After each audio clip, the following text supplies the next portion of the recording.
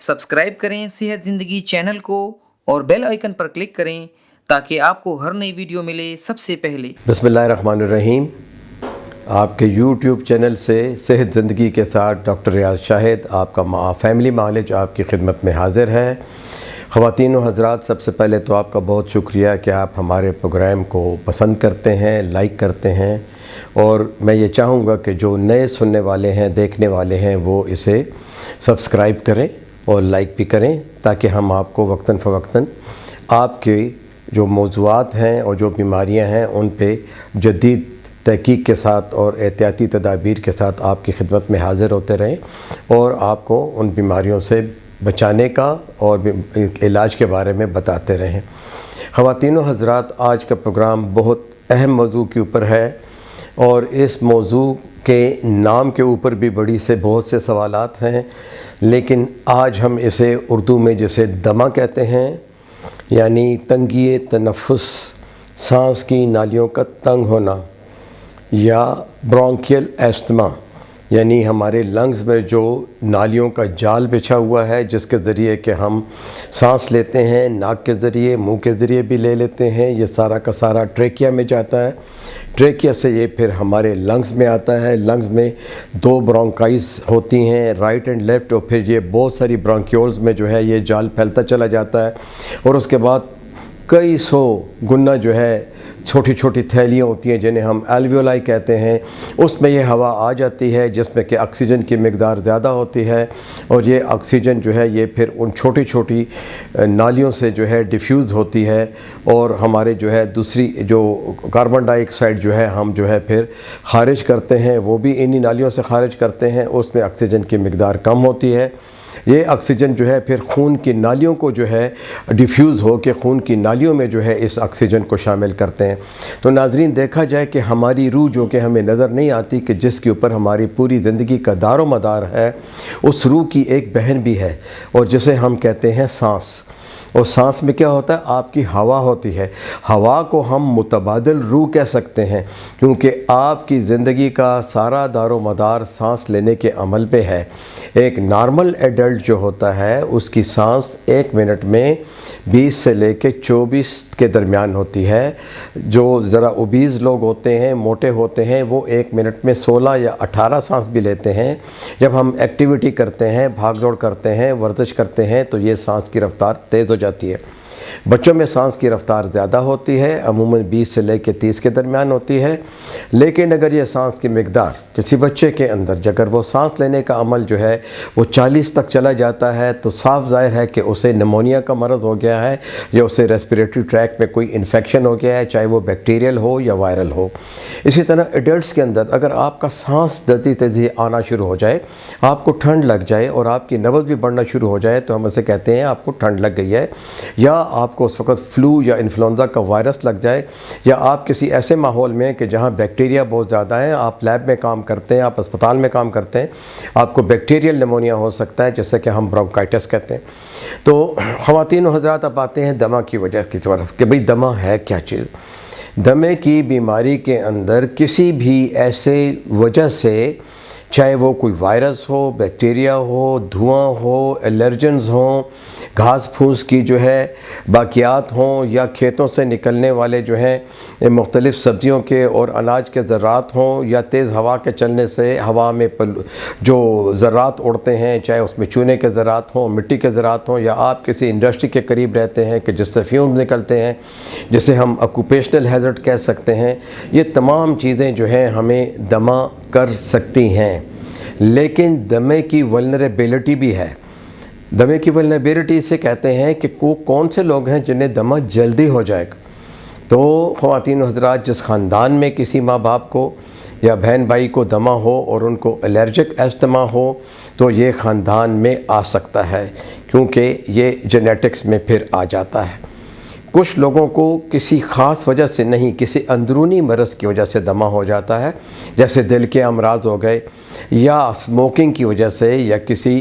Chemical industry में काम करने की वजह से। लंग का आर्किटेक्चर, जो लंग का जो मैंने आपको स्ट्रक्चर बताया कि यानी सांस की नाली है, फिर सांस की दरमियानी नालियाँ हैं, फिर सांस की बारीक नालियाँ हैं, और फिर छोटे छोटे गुब्बारे हैं जिन्हें हम एल्वियोलाई कहते हैं। ये स्ट्रक्चर डिस्ट्रॉय हो जाता है। اس میں ٹی بی کی بیماری آتی ہے، اس میں برونکیکٹیسس کی بیماری آتی ہے، اس میں اسموکرز کی بیماری آتی ہے، اس میں ایسبسٹاس کی بیماری آتی ہے۔ جو لوگ ایسبسٹاس انڈسٹری میں کام کرتے ہیں، کچھ لوگوں کو کاٹن انڈسٹری سے جو ہے دمہ ہو جاتا ہے، جسے کہ ہم بیسینوسس کہتے ہیں۔ بیسینوسس میں بھی تشخیص بہت مشکل ہوتی ہے۔ تو دمہ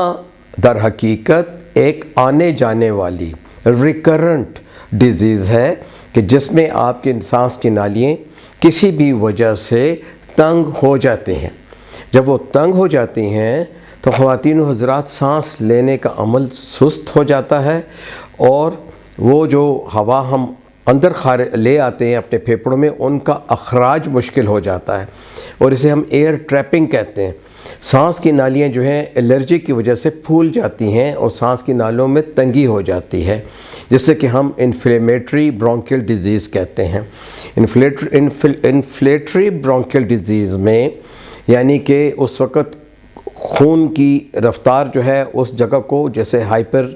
کہہ سکتے ہیں کہ زیادہ خون کی مقدار ہو جاتی ہے، اور ہائپریمیا جسے کہتے ہیں، ساتھ ہی میں وہاں لیکوڈ یا بلغم بننا شروع ہو جاتا ہے، جو کہ شروع میں جھاگ کی طرح کا ہوتا ہے، کیونکہ بہت سے کیمیکل میڈیٹرز جو ہیں وہاں الرجی کی وجہ سے آ جاتے ہیں۔ تو جب سانس کی نالی جو ہے انفلیمیشن یا ورم کی وجہ سے، آپ سمجھ لیں کہ انفلیمیشن ورم کو کہتے ہیں، اور وہاں جو ہے پھر ہمارا جو اندر کا جو بلغم ہوتا ہے وہ جھاگ کی صورت میں بہت زیادہ جو ہے خون کے زیادہ جانے کی وجہ سے پیدا ہو جاتا ہے، اور ہم جو سانس لیتے ہیں واپس اس لیے نہیں لا سکتے کہ وہ جو تنگی ہے اس کا ایک ویلو سا بن جاتا ہے جو کہ ون وے ہوتا ہے۔ ہم سانس تو لے لیتے ہیں، وہ سانس بھی ہم تکلیف سے لیتے ہیں، اور پھر جب ہم خارج کرتے ہیں ہم اسے خارج نہیں کر سکتے۔ اب قدرتی طور کے اوپر ہوتا یہ ہے کہ پھر آکسیجن کی مقدار کم اور کاربن ڈائی آکسائڈ کی مقدار زیادہ ہونا شروع ہوتی ہے، تو قدرتی طور پہ ہم سانس جلدی جلدی لینے کی کوشش کرتے ہیں، اور سانس جلدی جلدی لینے کی وجہ سے ہمارے دل کی رفتار بھی بڑھنا شروع ہو جاتی ہے۔ تو ایسی کنڈیشن میں کہ جب آپ کی سانس کی نالیوں سے سیٹیوں کی آوازیں آنا شروع ہو جائیں، آپ کو کھانسی بھی ہو، آپ کو ہلکا بخار بھی ہو، اور آپ کو معلوم ہو کہ آپ کو کسی خاص چیز سے الرجی ہے۔ دیکھیں، الرجی ایک بہت بڑا ٹاپک ہے، لیکن الرجی میں بہت سی چیزیں آتی ہیں۔ الرجی میں ادویات آتی ہیں، ڈسٹ آتا ہے، اسموک آتا ہے، دھواں آتا ہے، انڈسٹریل پولوشن آتی ہے، گھاس پھوس کے جو پولن ہوتے ہیں یہ آتے ہیں، پھولوں کے پولن آتے ہیں، یہ بہت ساری چیزیں ہیں۔ گھر کی ڈسٹ سب سے زیادہ امپارٹنٹ دمے میں گھر کی ڈسٹ ہے، جو کہ کاربٹ میں اور پردوں میں چھپی ہوئی ہوتی ہے، جن کی طرف ہم دھیان بھی نہیں دیتے۔ تو خواتین و حضرات، ہوتا یہ ہے کہ دمے کا پہلا اٹیک کیا ہوتا ہے؟ دمے کا پہلا اٹیک ہوتا یہی ہے کہ کوئی الرجن، کوئی ایریٹنٹ، کوئی ایسی چیز جبکہ آپ کی قوت مدافعت کم ہو، اس وقت آپ کو بخار ہو، نزلہ ہو، زکام ہو، نمونیا ہو، کوئی بھی ایسی چیز ہو، تو یہ الرجنز وہاں جا کے جو ہے اس رسپانس کو،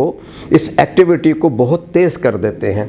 تیز ہونے سے یہ ہوتا ہے کہ آپ کی خون کی نالیاں جو ہیں وہ بہت زیادہ خون کے ذریعے، اصل میں خون میں ہمارے ایسے سیلز ہوتے ہیں کہ جو کہ الرجنز کو اٹیک کرتے ہیں اور ان کو جو ہے ختم کرنے کی کوشش کرتے ہیں، اور اس پروسیس کو ہم کیموٹیکسس کہتے ہیں۔ تو ہمارے جسم میں جو قوت مدافعت کے سیل ہیں وہ بھاگتے دوڑتے چلے جاتے ہیں ہماری سانس کی نالیوں کی طرف۔ تو جہاں خون کی مقدار زیادہ ہو گئی، جہاں الرجنس کو اٹیک کرنے کے لیے ہماری اینٹی باڈیز کی اٹیک ہونا شروع ہو گئے، تو اس صورتحال میں بہت سارا فلوئڈ جمع ہو جاتا ہے اور سانس کی نالیاں متورم ہو جاتی ہیں، ورم زدہ ہو جاتی ہیں، جسے ہم انفلیمیشن کہتے ہیں۔ اس صورت میں آپ کو جو ہے کھانسی کے ساتھ ساتھ سانس کی تنگی محسوس ہوتی ہے، آپ سانس آسانی سے نہیں لے سکتے، آہستہ آہستہ آپ کی سانس کی رفتار بڑھتی ہے، اور آپ 20 سے 24، 24 سے 30 اور 30 سے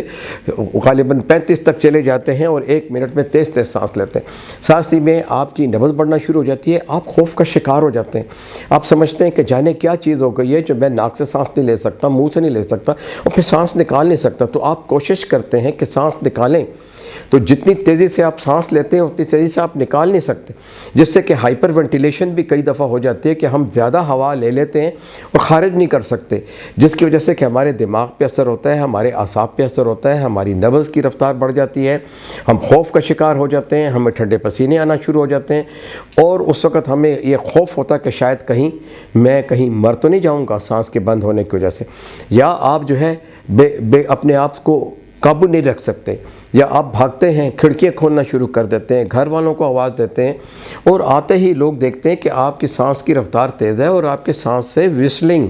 यानी सीटियों की आवाज़ें आ रही हैं, शू शू की आवाज़ आती है। आप सांस लेते हैं, शू करते हैं, आप सांस अंदर लेते हैं, तब भी एक सीटियों जैसे तंग रास्ते से कभी हवा गुजरे तो आवाज़ आती है, इस किस्म की आवाज़ आती है। तो एक होती है एक्सपिरेटरी व्हीज, यानी जब हम सांस बाहर निकालते हैं तो उसे हम उसमें जो आवाज़ें आती हैं उसे सांस बाहर निकालने की व्हीज या सीटी कहते हैं। और अगर हम सांस लेते हैं और उससे भी जो है तंग रास्तों से हवा गुजरती है उसे हम इंस्पिरेटरी व्हीज कहते हैं। तो सख्त दमे के अटैक में दोनों किस्म की व्हीज जो है सुनाई देती है। साथ ही साथ में आपके लंग फूलना शुरू हो जाते हैं,